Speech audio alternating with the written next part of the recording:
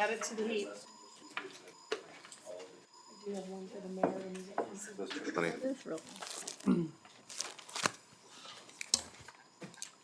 Looks like you guys had fun. Yeah, I'm sure. Yeah, Was it hard to come back? if you have the Facebook, you probably saw. My Yeah, life is yeah. crazy. Yeah. I did see it all.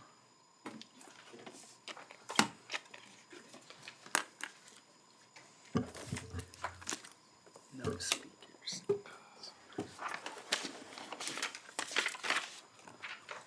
We have 1 minute.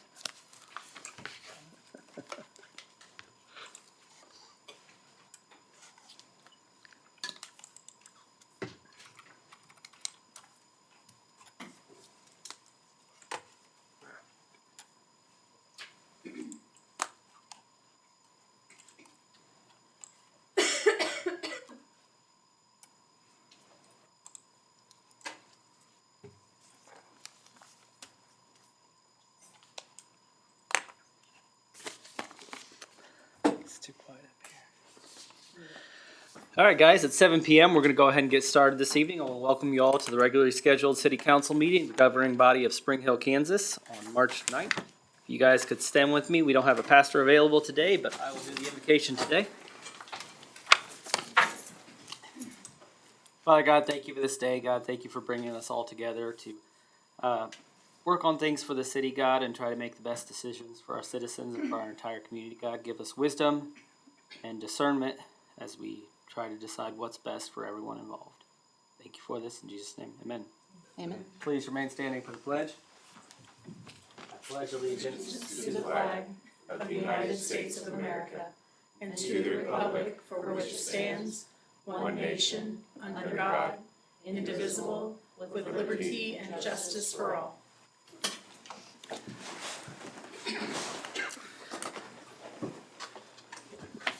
Madam Clerk, could you please take the roll? Mrs. Roth? Here. Mr. Peel? Here. Mr. Young? Here. Mrs. North? Here. Mr. Van Houten? Here. Mayor, we have a quorum present. Thank you. Next, we'll move on to the approval of the agenda. We did have a couple changes to that. We were requested to remove consent agenda items number 3 and 4, and then add item number 11. And number 12, item 11 is consider approval of contract bid for 2023 street maintenance, base repair and crack seal project. And then number 12 is consider approval of construction contract bid for 2023 street maintenance chip seal project with Vance Brothers. Are there any other requested changes or additions or removals? If not, I entertain a motion to approve the agenda as amended. So moved. Second. I got a motion and a second. Is there any further discussion? Not all those in favor? Aye. Opposed? Motion carries 5-0-0. Next, we'll move on to presentations, and we have the 2022 year-end review by the Community Services Department, and Mrs. Garrity, you have the floor. Thank you.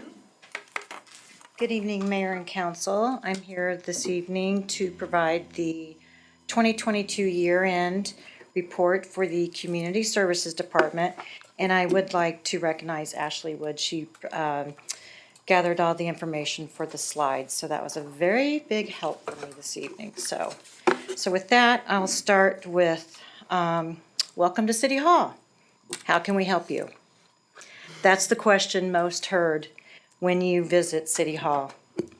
You hear this question by any one of these employees.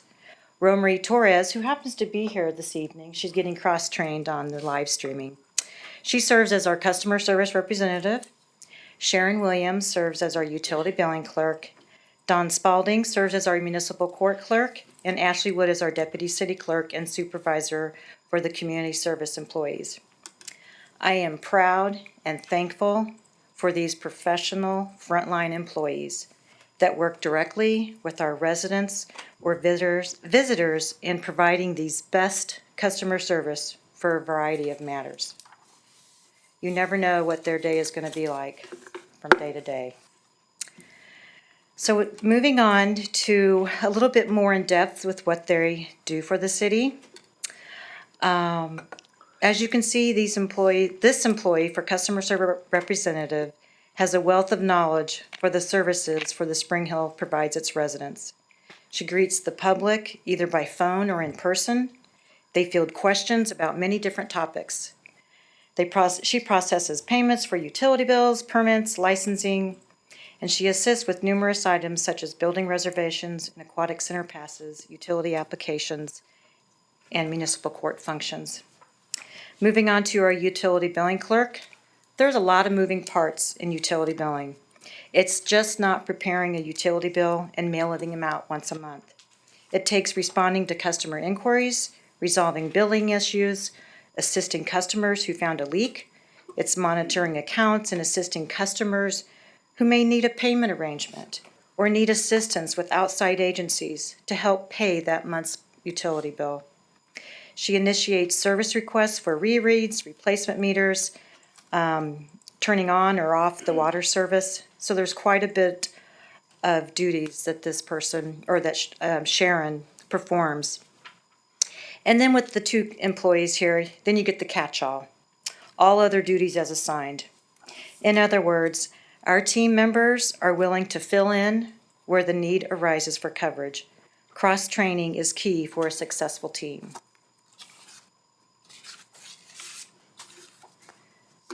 So this room looks a little different on the first and third Tuesday of each month at 8:30 a.m.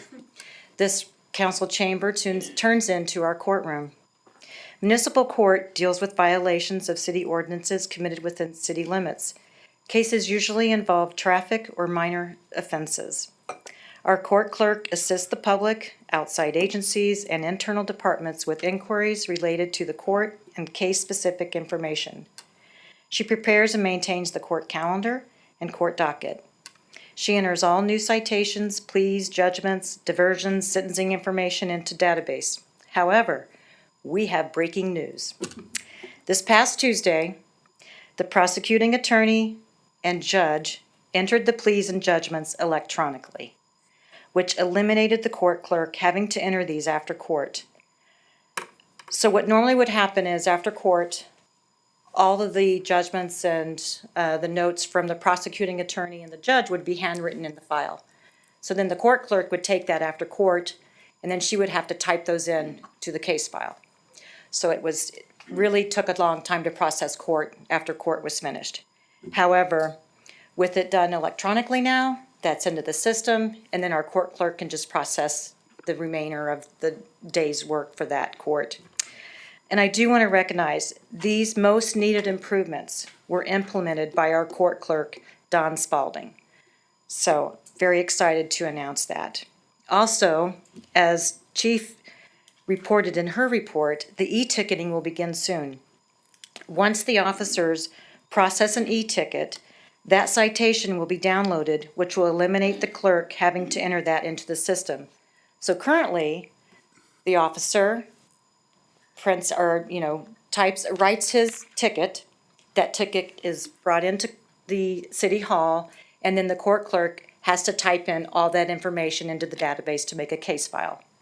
Now, with the e-ticketing, the officers will have the computer in their car, they're entering that ticket, it's downloaded into the database, and then now no more tickets are brought over, it's already into the system. So it's great. I'm really, really excited for that process. Streamlining these processes creates more efficiency within the court processes, or operations, sorry. And I want to thank Chief Henson, who has been instrumental in moving us toward the e-ticketing process. Thanks, Chief. I was a little, gun shy, Oh, I shouldn't really say gun shy, but I mean, I'm old school. I love my paper, but seeing the improvements of what electronics can do is okay. I'm a believer now, so these are all good things. So now it comes to the city clerk. As you can see, city clerk performs duties for the city and the public. Interesting enough, the city clerk duties are listed in the Kansas statutes. Some of those duties include keeping a record of official acts, and when necessary, attest them. Keep and preserve the corporate seal of the city. Act as the Freedom of Information Officer Administrator, administer oaths, liaison to the county election office, manage the records management policy for retention and disposal, accept service on behalf of the city for claims, unfortunately lawsuits and subpoenas, and we do provide notary public service for the public. Free of charge, there is no charge. So if anybody needs a notary, they can stop in at City Hall. We have numerous employees that fill that need. Our deputy city clerk is Ashley Wood. Ashley is currently working toward her certification for municipal clerk through the International Institute for Municipal Clerks. And I'm excited to see her finish that goal because it's about a 4-year process for education. And so that'll be exciting for her to get that accomplished. Then, most likely what you're more used to as far as the city clerk office, as far as what we handle, the more familiar processes are the open records request, which we have to follow the Kansas Open Records Act, the notification of meetings that we have to follow for the Kansas Open Meetings Act, attending the meetings of city council and keeping a true record of its proceedings.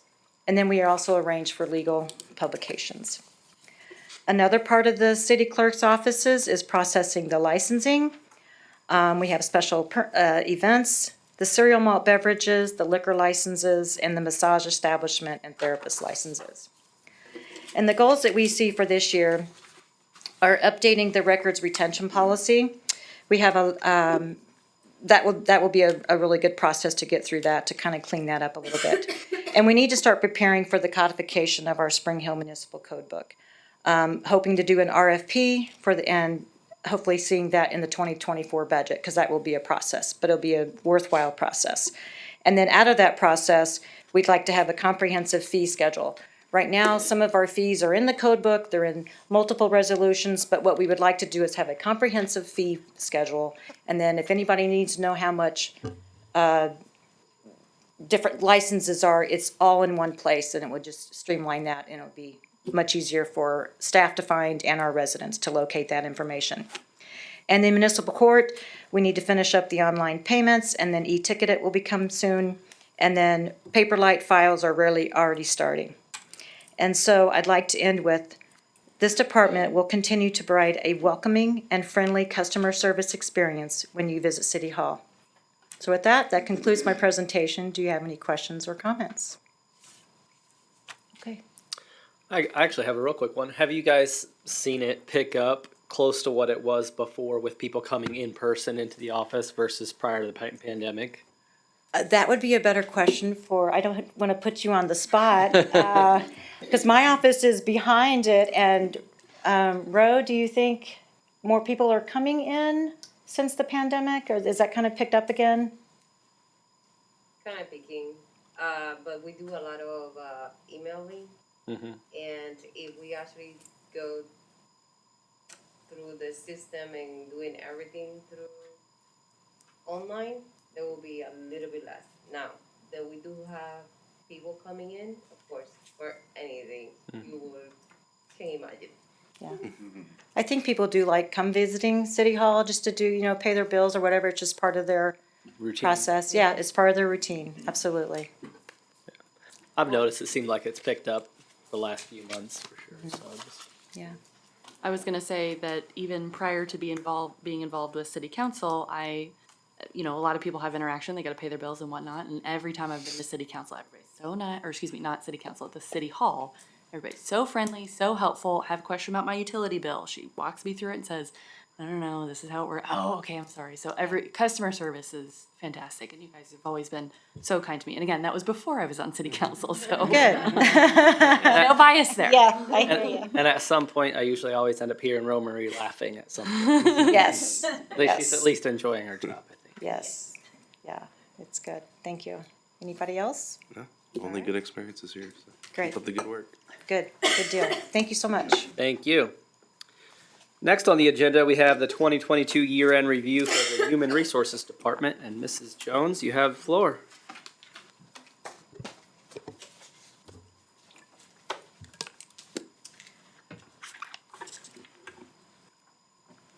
I keep forgetting. There we go. No, it's not moving.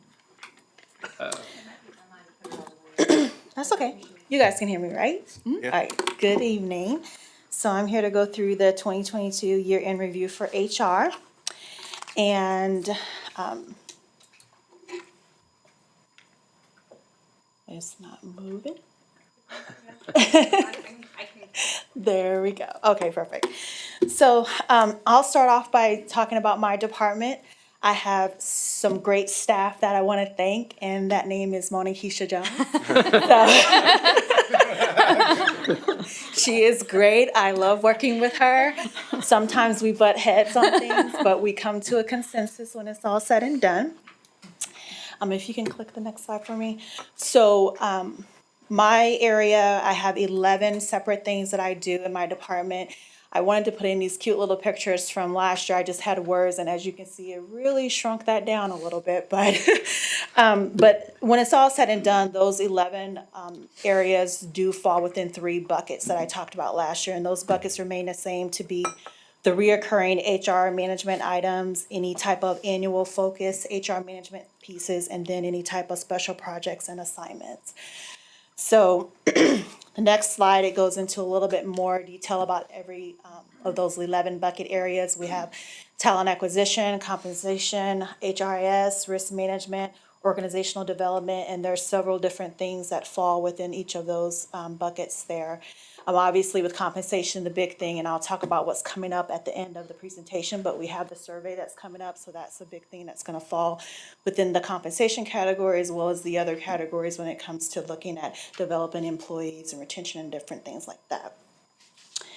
Other areas are compliance, payroll, employee relations, wellness management, workforce safety. And obviously with wellness management, I will talk to that about revamping and kind of refocusing back on our wellness initiatives, because 2022 really got away from us in terms of focusing on that, and really want to touch base on that again this year and going forward. Next slide. So currently we have 49 employees, and you can see them broken up. Our 2 biggest departments remain the same, to be police and public works. And but last year, this time, we actually had 52 employees. So not much of a difference has changed in terms of the overall employees, but we did have some leave and come, and that'll be coming up in the next slide. But just overall, when it comes to the ending numbers, we ended with 49, and previously we had 52. Next slide. So as you can see, a quick dashboard of our workforce. We did have 15 leave the organization. And again, these numbers obviously don't include any of our seasonal staff, because that just would really skew the numbers. So we just look at our regular full-time and part-time employees. We had 124 applications to get 13 hires. So we were very close to backfilling those 15 that left. I will say that because of the size of our organization, when we do have someone leave, it does have the percentage of turnover be pretty considerably high. So the fact that we did not have those other 2 hires, it had us have a turnover rate of about 32% less hires because of that. But as of when I was printing this up and typing this up for you guys, I had 2 new hires starting in January. So I was like, oh, if it could have waited a little bit longer, or if they could have started sooner, it would have been okay. But that's just how the numbers fall because of how small of an organization we are. And of those employees, sorry, that's okay.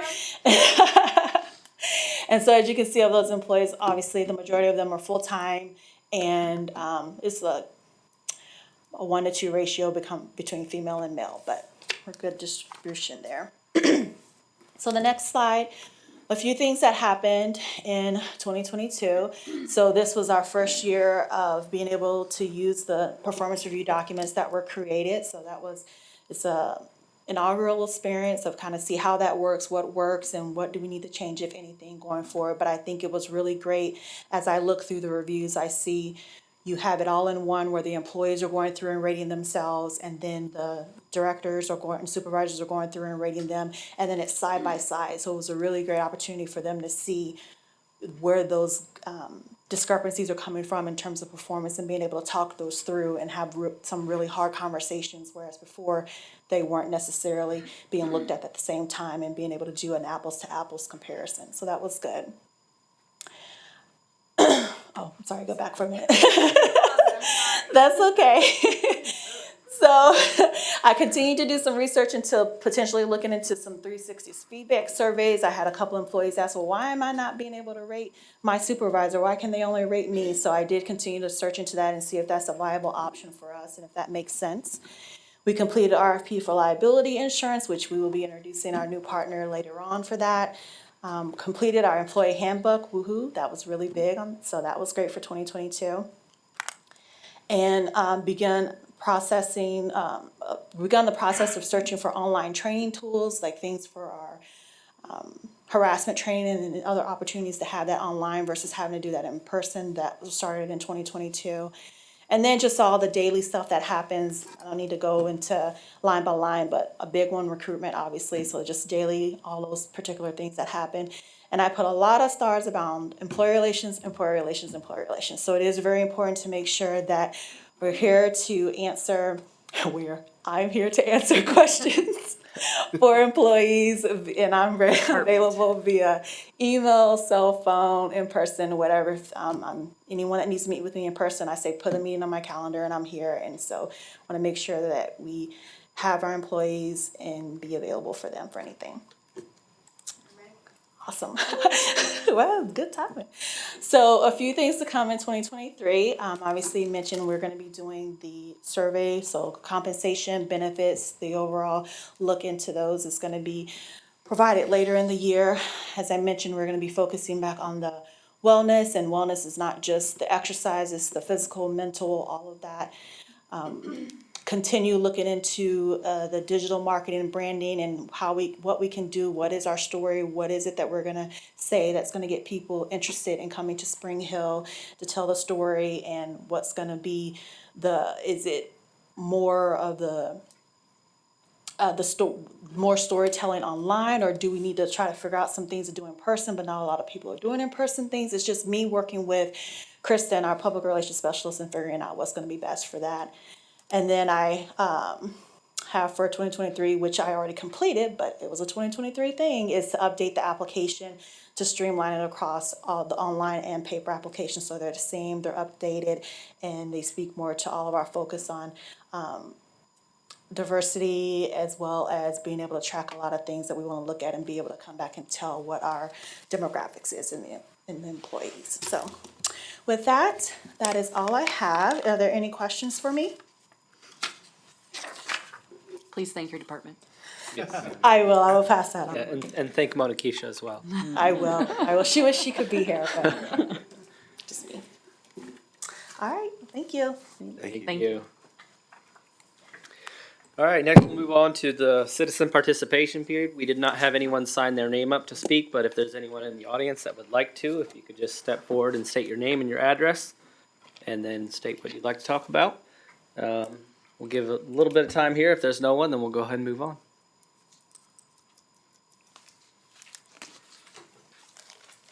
All right, we'll go ahead and move on. Next, we'll move on to the consent agenda. These are regularly scheduled items that the departments just kind of consider routine. Is there any questions on the consent agenda? And if not, I entertain a motion to approve the consent agenda. We need to say amended consent agenda? Yes, We do it. I move to approve the consent agenda. We am- Did you already? as amended. We- As amended, Yeah. excuse me. I was just saying, just add. Yep, no, you're good. Got a motion, is there a second? Second. Got a motion and a second, is there any further discussion? If not, all those in favor? Aye. Opposed? Motion carries 5-0-0. Next, we'll move on to formal council action, and the first item on the agenda is consider approval of insurance company to provide a property, casualty, and liability policy for the period of April 1, 2023 through March 31st, 2024. Mrs. Jones, you have the floor again. Okay, thank you. So yes, we're here to determine selection of the insurance company that will provide our insurance, property, casualty, liability insurance for our upcoming renewal period. Our current policy does not end until March 31st, so we have a lot of time in terms of a buffer if we need to go back and review some additional things per your guidance. I wanted to make sure that we had time for that before the April 1st effective date. So a little background, obviously, we do this every year, but this year was different because as mentioned before in the presentation, we just completed an RFP to bring on a new broker to partner with the city to help us through this whole process and throughout the year as questions and different things arise. And that new partner is the Elliott Group, and that was selected by the council, and they will be coming up to present along with me here. So Joe Aaron Stouffville, it will be our direct contact with the Elliott Group, and they're going to come up and discuss an analysis of the current market, best practices, coverage, to include the extent and limitations, as well as why the recommended company is going to be recommended. I do want to note in my stack here is that the information that I submitted, the premium coverage services comparison between our current coverage, which is currently EMC, and then the providing companies for the renewals, EMC and CWG.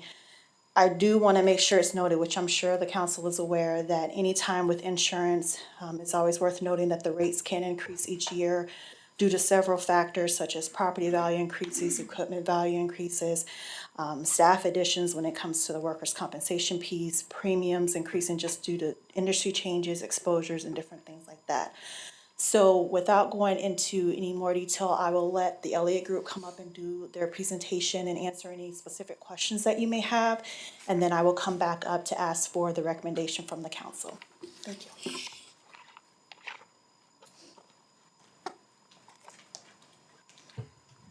Thank you.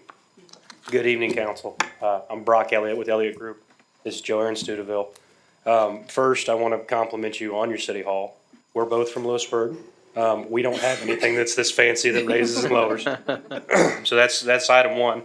Item two, generally when we do these presentations in front of council, they're a little nerve-wracking because we don't really know what the decision is going to be yet. Today's a little different. We're kind of off the hook. We know that we've got the job. We just got to figure out where we're going to put you, right? So with that being said, Elliott Group was founded in 1974 by my grandpa.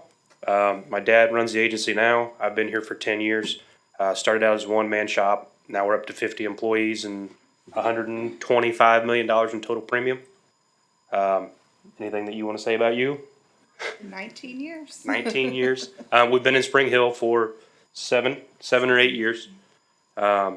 Right there on, well, not Main Street, Webster. But any questions before we get into our presentation? Okay, I'm going to try to be brief. I get long-winded from time to time, so I'm going to try to whistle right through this thing. That's why I'm here. Shut him down. Prod me along. A little bit about the insurance market before we get in. So we are, for the first time in about 15 years, entering into what we call a hard market. And a hard market, the easiest way to explain it, the simplest way, the insurance companies are spending more money paying claims than they are taking in on premiums. They're just like everybody else. They don't like to lose money. They've got targets that they want to hit. And unfortunately, the only way for them to do that is increase premiums. You're going to see that today. You're going to see that on your homeowners policies. If any of you are business owners, you'll see that there too. It is across the board in the industry. Nobody's getting out of it. So with that being said, into our presentation. And y'all can read. I'm not going to go line by line. We've got our general liability piece there. One thing I like to mention when we're talking about this, as a public entity, you do get to enjoy protection from tort statute. Tort statute essentially means that a public entity cannot be sued for more than $500,000 in any one claim. There are some exceptions to that, but that is generally the rule. Our next piece is our property. We've got $32 million total on this blanket. That's up substantially from last year. Pandemic, still pandemic related. We're fighting inflation, and we're fighting overall construction costs that have continued to go up. Our auto schedule is next. It's long. We've got our equipment floater after that. Our equipment floater is not exactly what it sounds like. This is for machines, mowers, tractors, that type of stuff. We do have a total limit of $832,000 there. We've got a crime piece next. On our workers' compensation, I do want to talk about this briefly and give Mona Keisha another hand there. Without coming, I wouldn't have known that she was responsible for this. Your workers' compensation has what's called an experience modification factor. And it's a big, complicated explanation that I won't get into in front of all of you. But there's a number on your sheet that says 0.71. And that 0.71 essentially means you're getting a 29% discount on your workers' compensation. You don't have claims. The claims that you do have are not severe. They don't happen often.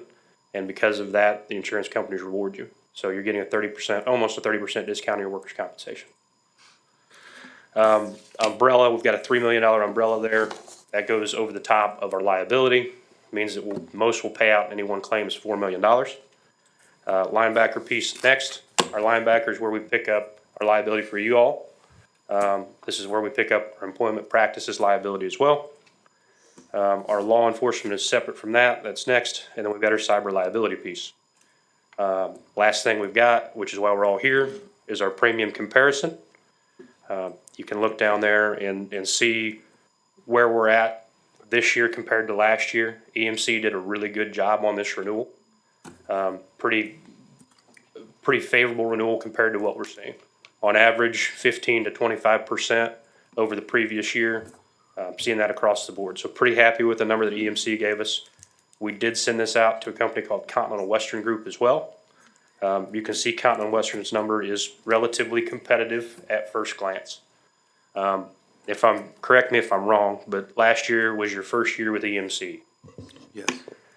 EMC has a dividend program for the municipalities. They pay their claims. They take a very small profit, and if there's money left over in that program, they give it back to you, the members. They've paid that dividend every year for the last 17 years. On average, it's between 10 and 15%. You can see the number on your sheet there is what we expect to get. So you will get the dividend check from last year. We'll have that for you here in a couple of months. It is a 3-year average. So we have a pretty good idea of where it's going to be, and if you're not going to get it, it would take several catastrophic storms in the state to wipe out what they built up with this dividend. So pretty confident that it'll be there. That being said, EMC is our recommendation for y'all. It is a slightly stronger policy. We have a lot more experience with EMC, so we have 5 other cities with EMC, a handful of school districts, 40 or 50 water districts, just more comfortable with EMC overall. Not that there's anything wrong with Continental Western. They are new to this type of business, and it could be a great option in the future, but recommending EMC for this year. Any questions? I'm assuming the 178 for EMC, and then obviously less the estimated dividend would put us at 158 roughly. Am I reading that correctly? No. That's last year's 193. premium, so yeah, it knocks you down for last year. Oh, okay. So there was a new one that was given out into your folders today because it just came in before the meeting. Ah, okay. It's on here. Is it the Excel sheet? It should. It was handouts, they match what was put in the packet, but they're the handouts, so there's this one, these two, and then the Excel spreadsheet. Oh, you got it in a Oh, PDF, so she put it in a PDF, yes. Ah, I got it. Yeah. I got it now.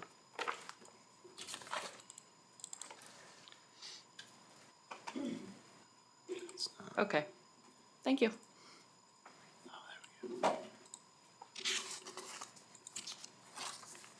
So if you look at the Excel spreadsheet, the bottom dollar is Okay. less the Yes. dividend. That's- But if that's you're where I was looking going. at this first one, it is not. Okay. That makes more sense. Thank you for that.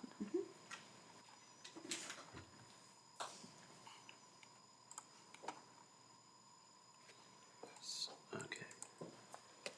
Yeah, because the cyber's on there too, which it wasn't on the original one because Right. you didn't have the numbers in yet, something like that.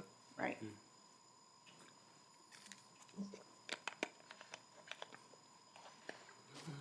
Any, Did you, go ahead. Did you say the coverage was a little more robust with EMC? I believe the EMC policy is a little stronger. Okay. And I think the reason we went with EMC last year was because of that dividend, which looks like if we're gonna continue to get that, Yeah. I think it's still a better deal. Yeah. Yeah. Yeah, I think that was kind of the game changer. Yeah. Like that was the tipping point last year was the dividend issue. Cause it was a little stronger on the coverage portion, but the dividend made it easy Made it work. decision. Made it worth it. Yeah. Yeah. You know, something else about EMC, and I saw it on Mona Keisha's slides, was about risk management and safety. And EMC does a great job. They have a great library of safety. They offer a lot of safety consulting services that you guys will be able to utilize that I think, I mean, you've got a great mod, but it never hurts to keep going downward. So EMC is great about their safety services.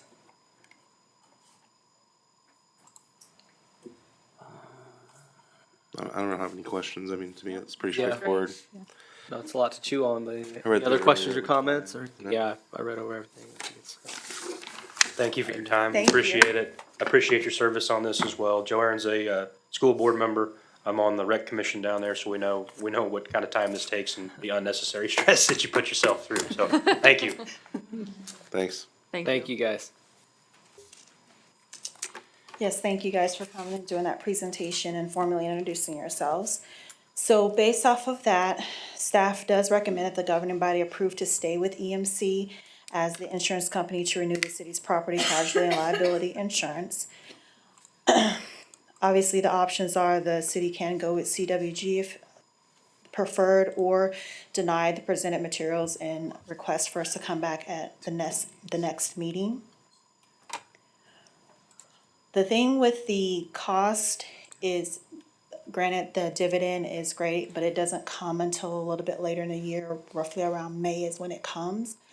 So in terms of the amount, I would request that the governing body approve it in terms of up to a certain amount, knowing that there's the potential for it to go down because of the commission fees that Elliott would take out as well as the dividend. So I request that the governing body approve selection of EMC up to $220,870 for the renewal.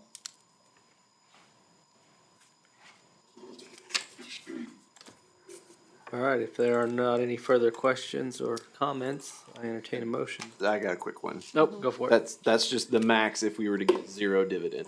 Right. We feel very confident that we're gonna get some dividend. We don't know exactly what that number is gonna be, so this would be the worst case scenario. This would be the worst case scenario. We know that the dividend will happen. Yeah. The check should be issued in May. It's easy to confuse it because it sounds like we're approving something that we're spending more that we're not really gonna spend that. We know we're Yeah. gonna get the dividend back. Right.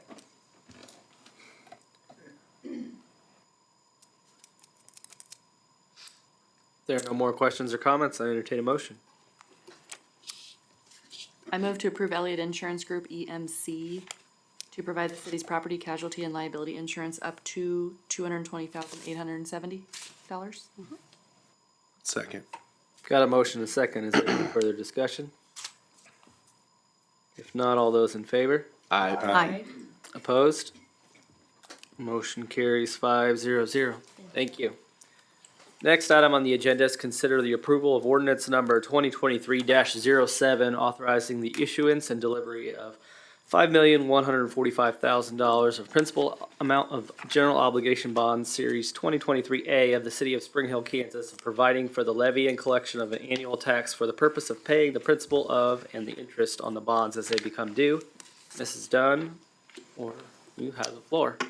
I'm going to give the floor to Mr. Ben Hart from Baker Tilly, our municipal advisor, and then Tyler Ellsworth, our bond attorney from Kutek Rock. Sounds good. Mayor, members of the city council, we've got good news for you tonight. We'll start with the better news. That we sold $5 million in bonds this morning for street projects. We ended up with 4 bids representing 34 banks. The low bid was 3.06%. The range in those bids, those 4 bids, was 3.06 to 3.39. The market has been quite a bit higher since October of last year. It peaked right about December and then dropped. It's on its way back up. but we hit the sale today right when it hit its curve on the way back up. So that's good news. Part of this process, as you probably already know, is a credit rating review done by Standard & Poor's, and the individual the analyst that actually does the credit review has done it for a number of years. So she's very well aware of the financial metrics of the city. And Rhonda was instrumental as part of this conversation. We talked very little, she talked a lot. And that's the way they like to hear that conversation from your city staff. As part of that rating, Standard & Poor's looks at economy, look at financial management policies and procedures, liquidity or cash balances. They look at your budget flexibility, or they call it performance. Do you have surpluses or deficits for the end of the year? What's your fund balance look like? Just a number of different items. But based on their assessment, what their knowledge has been in the past, the policies that you guys are going to be looking at coming up, they increased your rating from a AA- to a AA. That is 2 steps lower than a AAA, which is the highest rating you can get. So you got a AAA and then a AA or AA plus, and then you get to the AA. So it's at near the top of a rating. I would say this is like getting an 800 score on your personal credit score from Equifax or some of the personal ratings. So what that does is allow the city to enjoy a lower interest rate. We're estimating anywhere from 5 to 10 basis points up to 15. It also makes it more attractive. In the state of Kansas, when we issue bonds, we've got to do it on a competitive basis. And these bonds were sold competitively. So those 4 bidders didn't have access to each other's numbers. They had to come in with the lowest price that they could come in at and get awarded that bid. The bonds themselves are 10-year terms with what we call a 6-year call period. So that means they can either be refinanced or paid off within that 6-year period with no penalty at all. The winning bidder is 3.06% from Robert Baird and Company.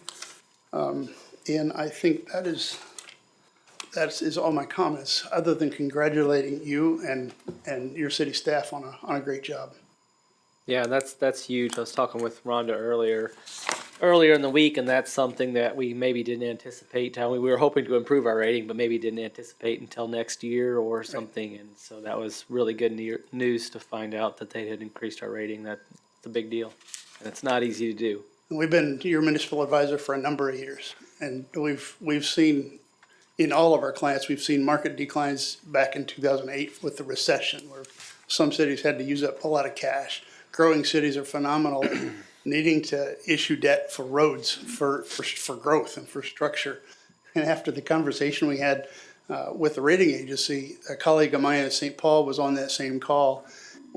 She called me later and said, well, this should fight for an upgrade right here, based on the conversation that Rhonda had with the rating analyst. And everything just lined up right. And I'm not surprised based on that conversation that you got this. I was like you, I thought it would be next year. But it came early. It's awesome. So our recommendation would be for approval of Robert Baird for 3.06%. Any questions or comments on that one? No. Sounds pretty straightforward to me, but I'll obviously welcome any comments or questions. He looks like he has some. I think the motion that you're going to do is around the ordinance and the resolution from Tyler. Good evening, Mayor and Council. My part of the presentation isn't nearly as exciting, Mr. Hart's. But yeah, that's right. The 2 agenda items for you to consider that are related to this bond issue. First is the ordinance that approves the issuance of the bonds, and that is submitted to you for your vote and approval. And then following that, the separate item is the resolution which prescribes the terms and the details of the bonds. And the motion that was in the agenda, that $5,145,000 is in brackets, but that is the final par amount. So the motion can just be read with that amount and we're good to go. But I'm happy to answer any particular questions about the documents if you have any. I just want to make sure I understand for sure. So the 6-year call period, we can refinance or pay off in those years, or we cannot? You cannot. Okay. Not. So until September 1st of 2030, we are not able to refund or refinance those. Okay, that's what I thought. Without a penalty, All right. or you just can't, period. You can't period. Yeah. You can't period. Yeah. That's what that was what I thought, but I just want to make sure. Which isn't terrible. It's pretty typical. Standard. But there's that call protection that the investors require. Yeah. Otherwise, there'd be no point in them doing it. Any other questions? If not, Madam Clerk, could you please take the roll? You need a motion? Entertain a motion to approve the I- ordinance. I move to approve ordinance number 2023-07, authorizing the issuance and delivery of $5,145,000 principal amount of general or obligation bonds, Series 2023A of the City of Spring Hill, Kansas, and providing the levy and collection of an annual tax for the purpose of paying the principal of the interest on the bonds as they become due. Second. Got a motion and a second. Is there any further discussion? If not, Madam Clerk, will you please now take the roll? Mrs. North, Yes. Mr. Van Houten, Yes. Mrs. Roth, Yes. Mr. Peel, Yes. Mr. Young. Yes. Motion passes 500. Thank you. Next item on the agenda goes along with that is consider approval of resolution number 2023-R-11 prescribing the form and details of and authorizing the delivery of $5,145,000 of principal amount of general obligation bonds, Series 2023A of the City of Spring Hill, Kansas, previously authorized by an ordinance of the city. Mr. Ellsworth, looks like you still have the floor. That's right. Thank you, Mayor. No further comments on this. If you don't have any further questions or comments on that, I entertain a motion. I move to adopt resolution number 2023-R-11 prescribing the form and details of the authorizing the delivery of $5,145,000 principal amount of the general obligation bonds, Series 2023A of the City of Spring Hill, Kansas, previously authorized by an ordinance of the city. Second. Got a motion and a second. Is there any further discussion? If not, all those in favor? Aye. Aye. Opposed? Motion carries 500. All right. Thank you all. Thanks. Next item on the agenda is consider approval of 2022 and 2023 interfund transfers. And Mrs. Dunn, you have the floor. Thank you.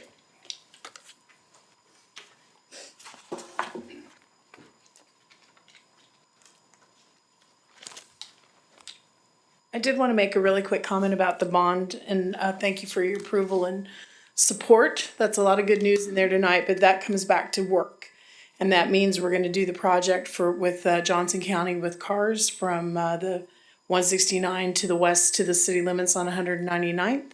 It means we're going to do some work on Lone Elm. It means we're going to do Lincoln Street, which we've talked about for a time. It means we're going to make improvements up on 183rd Street, as well as start the money for the 2024 street projects for next year. So I'm really excited about that. We're accomplishing so much in our CIP, and the funding is a huge step, and everyone can get to work and get those projects done, and the community will be seeing some improvements in addition to some others. So thank you for that.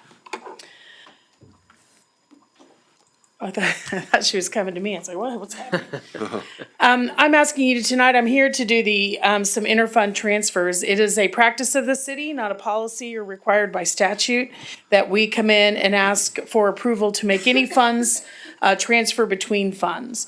So tonight I'm going to do several together just as a housekeeping thing, so I don't come back every time I want to make a transfer or delay a transfer. The ones that we know are coming, I have on the agenda tonight to get completed. The most important one is, right now without the audit complete, the 2022 year-end cash balance in the general fund is $2,133,000. The budgeted target was $750,000 for 2022.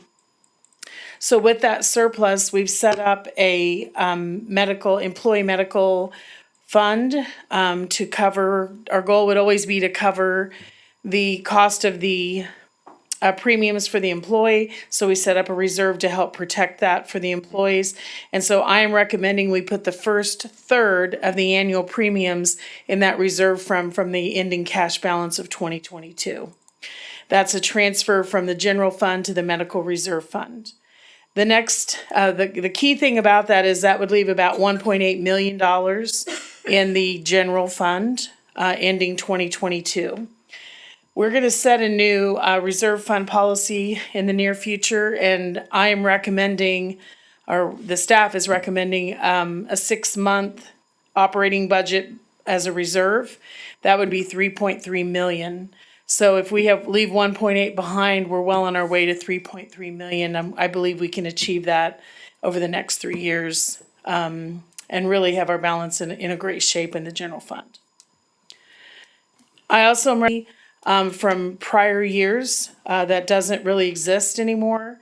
And so I'm recommending this, it's about $24,000, also be transferred into that medical reserve fund. This is a difference in accounting at the time, and so I just would like to clean up that balance, move it to the medical reserve as opposed to holding it in a liability account for a liability we don't have. The third one is, we have a fund balance in Fund 408, which was involved with general obligation debt of 2020A issue. And there's still a balance of $139,108. I'd like to close that out. We've paid all the bills from that issuance, and so it's time to move it over into debt service so it can be used to fund future projects and held as a part of the cash reserve for debt service. I would also like to make we sold a lot of equipment on Purple Wave, and our net proceeds from that should be more than $60,000. I'm asking for your permission. We'll deposit that as we're required to into the general fund. Then I'm suggesting we transfer that over to the equipment reserve fund so it can help pay for equipment in the future. And then I'm asking you tonight to approve the 2023 budgeted transfers. You have already approved these in the budget. I just need your permission to actually do that work. And so these are, the allocation of alcohol tax goes into the general fund. We'll move it over to special parks. We'll do some project funding from special county tax. And you can read in here the other items that are for debt on the swimming pool, 207th turn lane, water tower maintenance, wastewater. So these are the transfers that'll be needed from the operating funds to pay the debt. And so I'm happy to answer any questions if you have them on interfund transfers. I won't be back for a while on that, I don't think. It's pretty straightforward. If you don't have a lot of questions, then I would ask for your approval of the 2022 and 2023 interfund transfers. Is this everything that's going into medical reserve fund? So these 4 that you're listing here? Yes. The 100% of it? Yes. And that puts us up to about 350,000? Yes. Ish? The premiums in total are 900,000. Right. And so I did one, and that was for 22. That's what we spent, so did a third of that for 1 year. And you said that 2020A is completely paid off, so we can move that back to a regular. The bonds are not paid. The expenses of the issuance are paid. So that's what that was for? Yes, Okay. this is the proceeds of the bond. We did the project, we did what we were supposed to do, and this is the remaining balance, which can be sent back to debt. debt service. Oh, yes. I appreciate you cleaning everything up Yeah. and putting it all in its nice little compartment where Me it's supposed too. to go, and just makes it Close those easier. funds out. I don't want to see them on a report. Yeah. Let's be done with them. What else can we sell? Yeah, I've honestly been surprised at how well we've been able to sell that stuff on Purple Wave, and some of it's stuff that's been sitting outside for years and years and rusty, Like some and junk people are paying, Yeah. people are buying it. It's hard to get equipment. We don't want to be on that buying end. We will be selling a lot of vehicles shortly with the enterprise program, so we'll see some more income from that. And bills to go with it, usually. Great. No, it all looks good to me. It does look good. Yes. Yeah, no more mats. Right. There's no more questions or comments, I entertain a motion. I move to approve the 2022 and 2023 inter-transfer funds. Second. Interfund transfers. Yes. I'm sorry. That's same thing. I'm just Would you like me to correct that? no. Sounds like he does. The words are all there. Got a motion. Is there a second? Second. Got a motion and a second. Is there any further discussion? If not, all those in favor? Aye. Opposed? Motion carries 5-0. Thank you for your time. Thank you. I speak. Next item on the agenda is consider approval of the consulting services for 199th Street Ridgeview to Renner and authorize Mayor Me to execute contract. Good evening. Yeah, what we were looking at was the engineering for the consulting. We did put that RFQ out in January. We did have 4 bids. 3 of them we felt were fully qualified.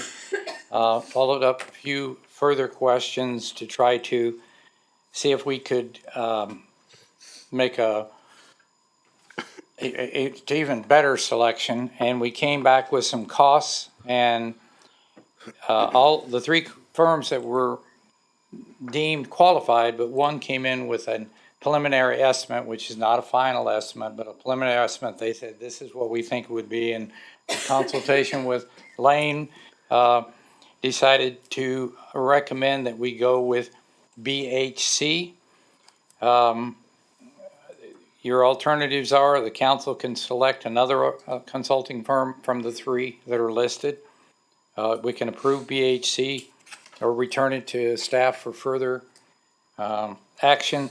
Basically, again, this is for the design service for that CARS project. It's 23 cars and 24 cars in 2 different sections. The budgetary impact will be drawn from the bond proceeds.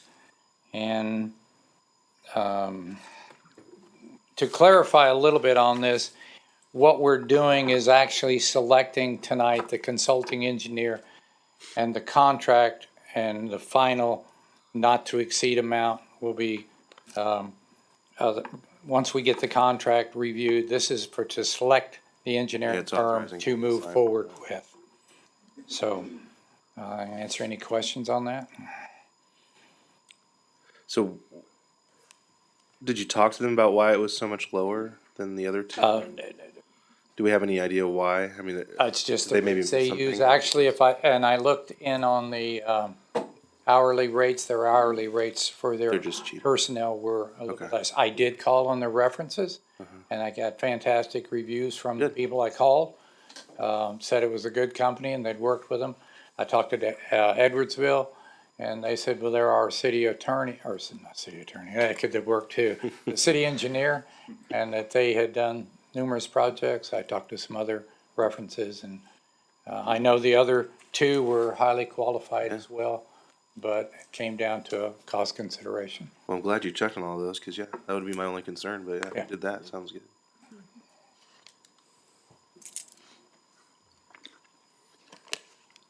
I don't have any further questions. Anyone else? Questions or comments?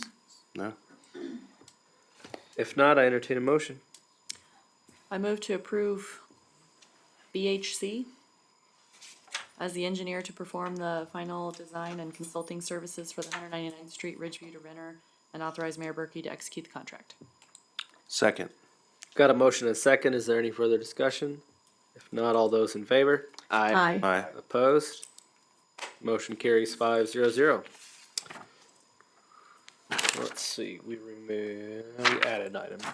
Number 11 that we're gonna move on to is consider approval of construction contract bid for the 2023 street maintenance, base repair and crack seal project with McAnally Construction Incorporated. And Mr. Miller, you have the floor.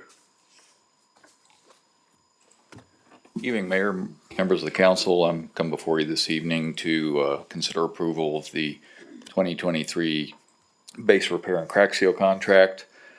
Staff bid this contract a couple weeks ago. Low bid was from McAnany Construction Inc. at $808,298, which was under the engineer's estimate.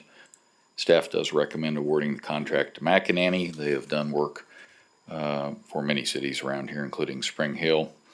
You can accept the staff recommendation and proceed with construction. We'll prepare contracts for execution by the mayor, or reject the bid and no base repairs or crack seals would be performed unless we would rebid it. We will have a final contract review of the executed documents along with their bonds and insurance by the city attorney after approval or consideration of this item. I have the bid recommendation package attached. The funding sources are indicated by the finance director, and staff recommends accepting the low bid from McEnany Construction Inc. in the amount of $808,298 and authorizing the mayor and staff to execute the construction contract after review by the city attorney. I'm open for any questions you might have. Glad it was under budget. Yeah. Starting to definitely see in the construction industry stuff leveling off a little bit, and even some things kind of going down a little bit. Not everything, obviously, but starting to at least level out a little bit on some stuff, whereas we were just constantly going crazy there for a while, and it's feels like the market's stabilizing a little bit. So, any other questions, comments? Looks pretty good. If not, I entertain a motion. I move to approve the bid from McEnany Construction Inc. in the amount of $808,298 and authorize Mayor Berkey to execute the construction contract after review by the city attorney. Second. Got a motion and a second. Is there any further discussion? If not, all those in favor? Aye. Opposed? Motion carries 5-0-0. Next item on the agenda is consider approval of a construction contract bid for 2023 street maintenance chip seal project with Vance Brothers, Inc. And Mr. Miller, you still have the floor. Thank you, Mayor. As you mentioned, we bid at the same time the 2023 chip seal project, which the base repairs do the preparatory work, the previous contract, and then the chip seal contractor comes in and provides the surface treatment. Vance Brothers was the low bid of $498,633.98, which was under the engineer's estimate and the budget. Staff recommends awarding the project to Vance Brothers. We have the same alternatives as before. And again, the contract that was sent out was reviewed by the city attorney. The final contract documents will be reviewed by the attorney prior to execution by the city. I've attached a bid recommendation package for your review. The finance director has indicated where the funds are going to be pulled from for this scheduled work. With that, I recommend accepting the low bid from Vance Brothers, Inc. in the amount of $498,633.95 and authorizing the mayor and staff to execute the construction contract after review by the city attorney. I'm available for any questions you might have. And we have used Vance Brothers in the past, and They did the work job, last so year, yes. Very comfortable with them. So. What was the original engineer estimate? 568,748. And we're 586. touch under 500 on Yes, the low bid? that's correct. Yeah, Or so like 90,000 under. 90,000, yeah. So yeah, between the two, we had quite a bit of savings, I guess, from what we Right, thought it was gonna be. and we'll be coming back to you with some suggestions For that. for how to work with those excess funds, yes. I'm sure we'll find some other streets that Yeah. need some. That's. Or other yes. projects that Out maybe there. don't come in under bid, or under budget, excuse me. No, good. Looks good. Any other questions or comments? If not, I entertain a motion. I move to approve the bid from Vance Brothers, Inc. in the amount of $498,633.95 and authorize Mayor Berkey to execute the construction contract after review by the city attorney. Second. Got a motion and a second. Is there any further discussion? If not, all those in favor? Aye. Opposed? Motion carries 5-0-0. Thank you. Thank you, Mayor. Thanks. Next, we'll move on to a discussion item. This is the 2023 water rates and system development fees and 2023 sewer rates and system development fees. And Mrs. Dunn, you have the floor again. Hope you don't mind if I take a seat for this one, but here comes the exciting part of what we do in the city. We're going to talk about water and sewer utility rates. The important thing here is for us to look at the what prompted this. Of course, every year we're seeing cost increase. Is that blank or is it just my eyesight? It's blank. Thank you, Jackie. Okay, well, I'll keep talking. You guys have a hard copy of it. Yeah. The real prompter here is that we are supplied water for our water system from Miami Rural Water District Number 2. And they have notified us of a 2023 rate increase, which will happen in the near future. They are increasing our rate 86 almost 87 cents per 1,000 gallons. And it's a 10% increase over 2022. Part of that is operational costs, as everybody has, but they're also planning improvements or replacement of their water plant, and they're starting to assess their customers in the rate to build the funds to do the work they need to do there. And so we took that catalyst, which we're going to have to pass on to our customers, and did a review of the water and sewer rates for the surrounding area to see where we stand with everybody else. The water rates and sewer rates come in a couple of important components. First is the monthly flat fee. I call it a flat fee, service charge. There's lots of different ways to call it. But what we did is we looked at the surrounding area. For example, of course, Spring Hill's rate is on here. Edgerton, Gardner, Olathe, and Water One are the primary ones that we looked at. I also looked at rural water districts. It did not impact the area, did not impact our rates, and so I didn't include it in this report. I could give you a million numbers on, I'm not exaggerating, on water and sewer rates. So I tried to bring it down to the useful data for you, but I'd be happy to provide any other questions that you have. I looked at the average, and the line that's highlighted here is an average customer in the city of Spring Hill. Our average is a 3/4 to a 1-inch line, and we currently charge $13.79 flat fee on the water bill. You can see that we are the low man on that rate, and on the average, we're $12.22 a month below our competition. We don't need to be, I don't believe our position as Spring Hill is to be the highest priced. I don't believe our position is always to be the lowest price. We want a fair price for the product we deliver. And so we would be recommending to go to the average or to the low of our competition, which in this case would be Water One. And so you can see under the column New Kosh, that's good old Spring Hill, what we're recommending for that change and the increase and the percentage increase. Tonight, my point is not to get your approval. This is so much information, we felt it was best to give it to you, let you have the next couple weeks to work through it, as well as talk to your constituents, talk to the citizens, hear from them, and get their feedback so we can make a good decision at the April the 13th meeting. I won't be here next time, so it'll be April 13th. That'll give you a month for review. So going on to the next page, you're welcome to look at every rate on here. There are areas that have 10 and 12-inch lines. We can put rates in for 10 and 12-inch lines. Again, I limited the data to, the majority of our business is what's on these pages. In addition to the flat monthly fee that everybody pays for water, there's a volumetric charge. Everybody pays for 2,000 gallons of water. That's the minimum in Spring Hill. And then you pay for every 1,000 gallons in Spring Hill, you pay $8.80 no matter how many gallons you buy. The biggest and the smallest pay the same rate. And again, our same competitors here, and looking at our average, we actually average above our competition. And so we are recommending that we pass on the cost that we're receiving from our supplier onto the consumers in Spring Hill, and raising it $1, which would make it $9.80, which is an 11.4% increase in their volume rate. Anytime you have a question you want to interrupt me, you go right ahead. That's per 1,000, right? Per 1,000 gallons. Above the 2, or is it? Yes, Automatically they pay for 2. They actually pay it on all of them because everybody pays the minimum 2,000, and then if they use more than 2, they pay the same rate at for more gallons. Whatever they have. Yeah, I have an example of that coming towards the end. Show you what it really means to the consumer. And then, like water and sewer, we have a flat monthly rate, and we have been charging $5 per account for quite some time.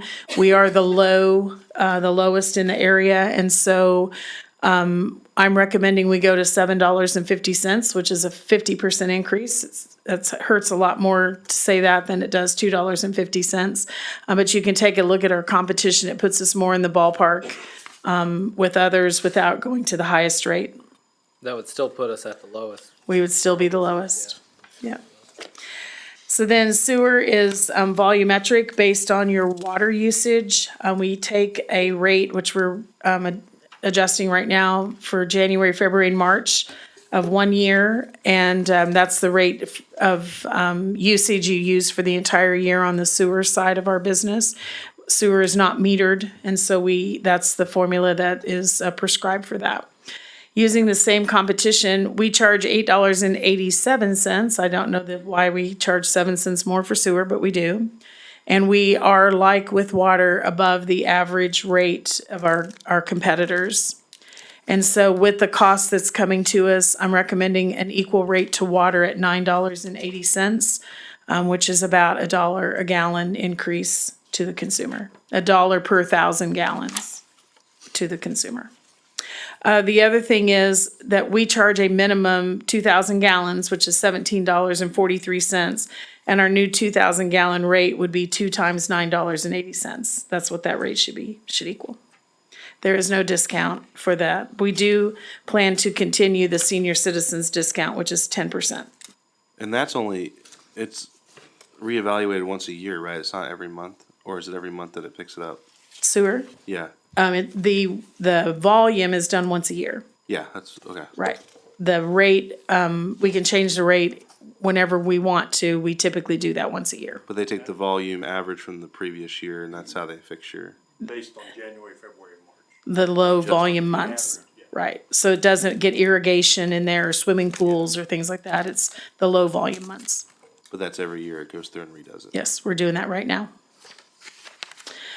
Then the next slide that you have is what the impact would be on an average bill. And the average consumption for the city of Spring Hill is 4,000 gallons of water per month.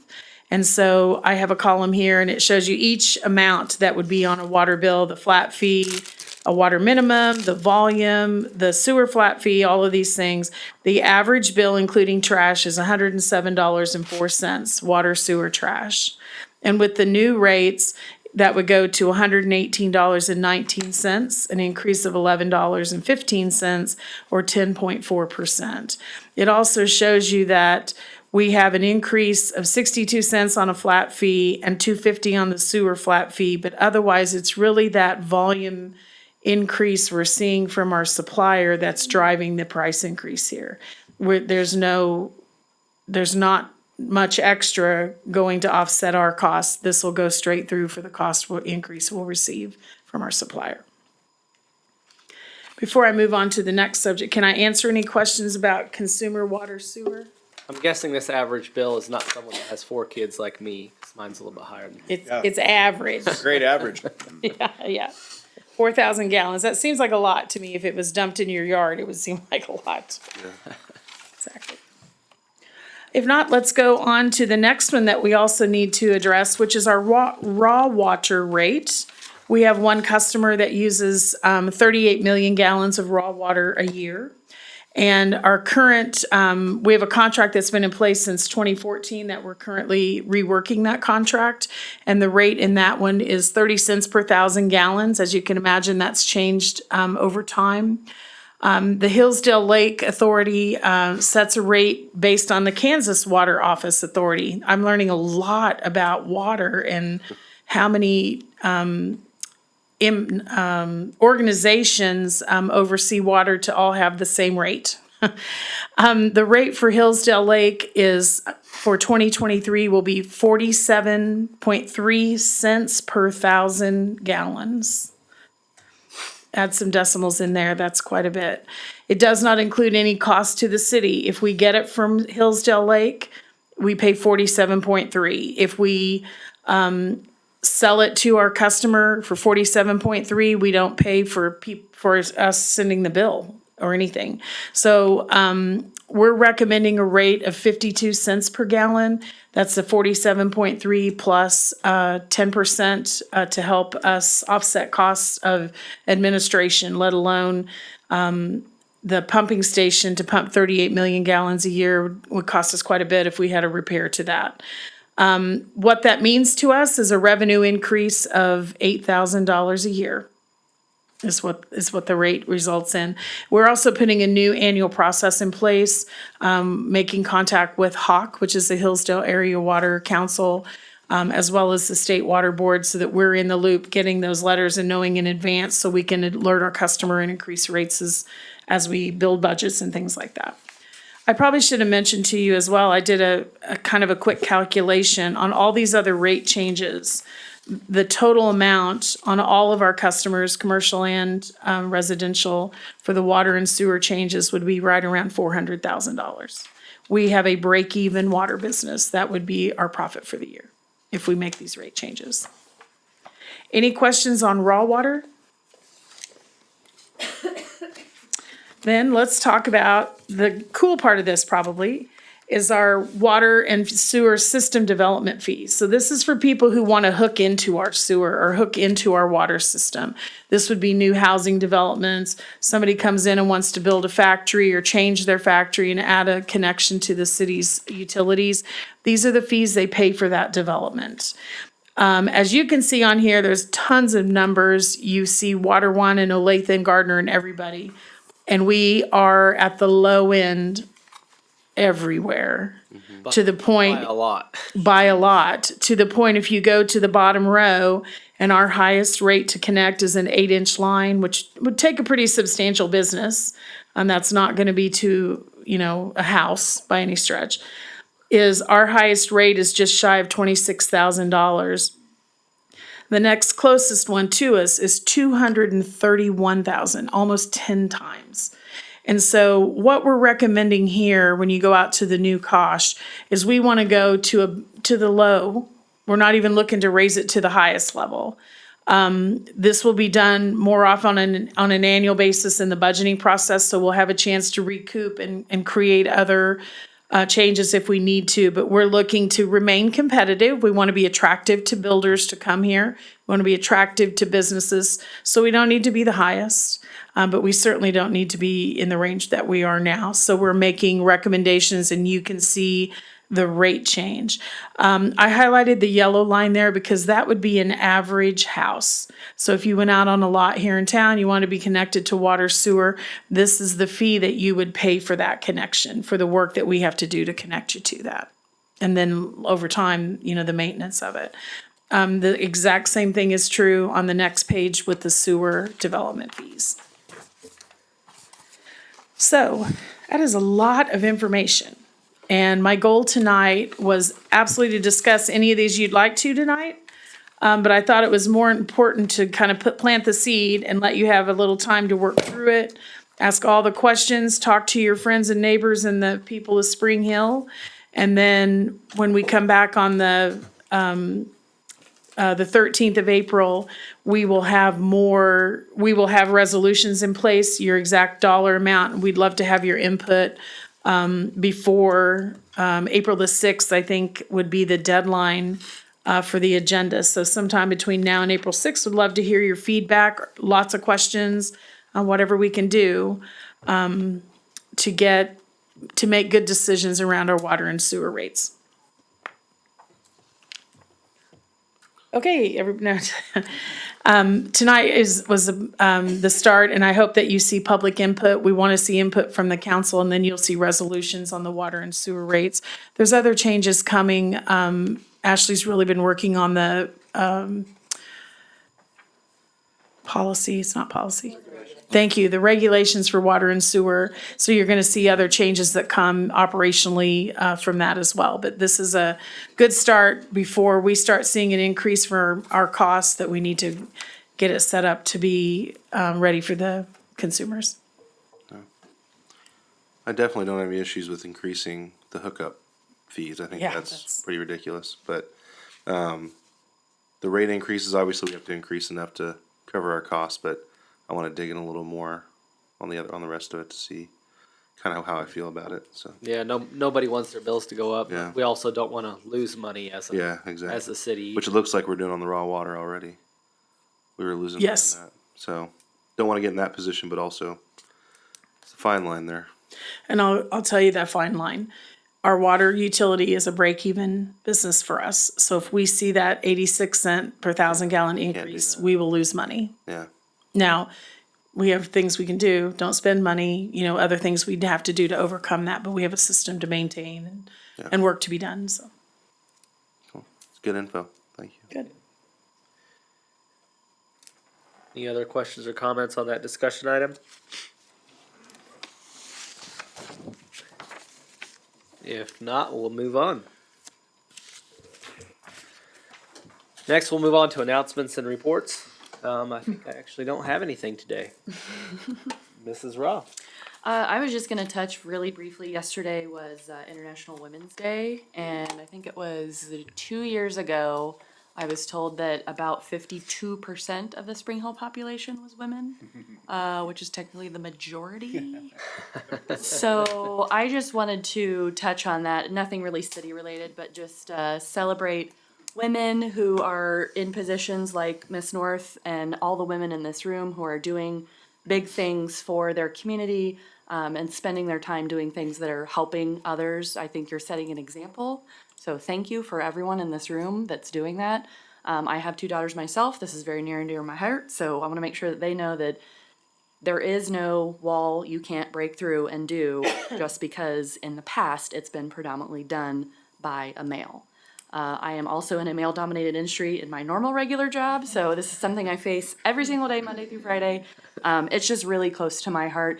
And again, I just wanted to point out all the women in this room, thank you for everything that you guys are doing. So it's amazing, especially you, Chief, as well. Obviously, I'm sure you're in a male industry as well. All of us in here, so thank you. That's all I had. Mr. Van Houten. Well said. Nothing to add to that. Mr. Peel. We got the house moved yesterday. Yes. that was Big news, set got up the by- house down the highway to Hillsdale. That was the only thing I had. I actually haven't. I saw that done near Paola probably 20 years ago. So that's the first time I've seen it in 20 years. A house going down the street. So Yeah. kind of cool. No report. Mr. Young. Mrs. North. I was gonna comment on what Brian did too about that, because we got free media coverage on Wednesday mornings, Channel 4 News, reminding everybody that we were on the zip trip and what a great town Spring Hill was, and I guess it was detoured down through Webster when they closed 169, so that was fun to hear that. All right. Anything else? Mr. Massey. No report this evening. Mr. Burton. Mr. Lowe. Been quiet all night. Yeah, he's really quiet today. No report this evening, thank you. Chief Henson.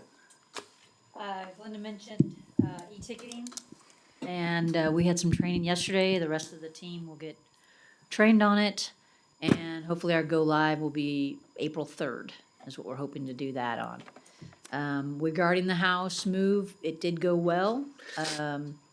It only took an hour to get through our city. It took probably another 2.5 hours to get to its final destination from that time. So it was about 4 hour event.